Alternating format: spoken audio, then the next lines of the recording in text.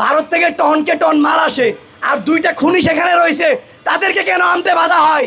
যতক্ষণ পর্যন্ত ওই ইন্ডিয়ার মোদি বাহিনী এই খুনি ফয়সালকে বাংলাদেশে না পাঠাবে, ততক্ষণ পর্যন্ত আপনারা চাইলে তাদেরকে টেকনিক্যালি আঘাত করতে পারেন। তাদের ভারতীয় পণ্য বন্ধ করে দিন, কিনা বিকল্প বাংলাদেশে আছে। 2টি বছর হয়ে গেল জুলাই গণ অভ্যুত্থানের। আমাদের আহত জুলাই যোদ্ধা যারা আছে তাদের উন্নত চিকিৎসা দরকার, কিন্তু সেই ভাইরা মন্ত্রণালয় থেকে মন্ত্রণালয়, হসপিটাল থেকে হসপিটাল, হেঁটে পায়ের জুতা ক্ষয় করে ফেলছে, তবু তাদের চিকিৎসা মিলছে না। আর সেই জায়গায় খুনি হাসিনার দোসর যে জুলাই গণ অভ্যুত্থানে খুনি হাসিনাকে সাপোর্ট দিয়ে এই রাষ্ট্রপতি চুপ্পু সাপোর্ট দিয়েছিল, পাবনার সাবেক জেলা সভাপতি এই চুপ্পু কিনা যাবে বিদেশে চিকিৎসা করতে। এইটা আমরা মাইনে নেব না। প্রিয় ভাইয়ের আমার, এটা 24-এর পরবর্তী বাংলাদেশ। বিগত 17 বছরে আপনারা আমাদেরকে মুখ বন্ধ করে রেখেছেন, আয়না করে রেখেছেন। আমাদের বিভিন্ন রাজনৈতিক দলের সংগঠনের ভাইদেরকে অত্যাচার, নিপীড়ন, নির্যাতন করেছেন। তারা জেল হাজতে তাদেরকে পায়ে শিকল, হাতে শিকল দিয়ে পাঠিয়েছেন।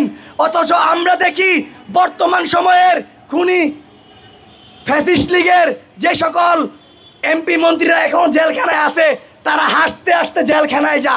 এটা আমাদের জন্য লজ্জা। এরা তো খুনি, এরা দোসর।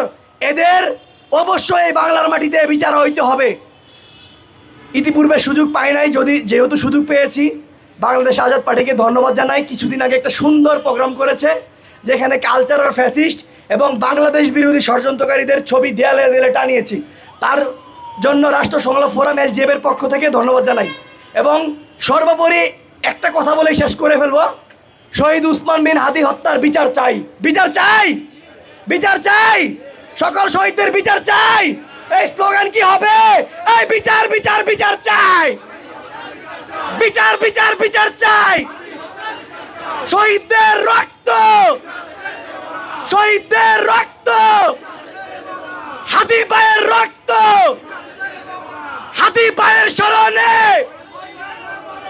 প্রিয় ভাইয়ের আমার, আপনাদের কাছে একটা আহ্বান থাকবে, প্রিয় বাংলাদেশের ভাইদের কাছে, যতক্ষণ পর্যন্ত ওই ইন্ডিয়ার মোদি বাহিনী এই খুনি ফয়সালকে বাংলাদেশে না পাঠাবে, ততক্ষণ পর্যন্ত আপনারা চাইলে তাদেরকে টেকনিক্যালি আঘাত করতে পারেন। তাদের ভারতীয় পণ্য বন্ধ করে দিন, কিনা বিকল্প বাংলাদেশে আছে।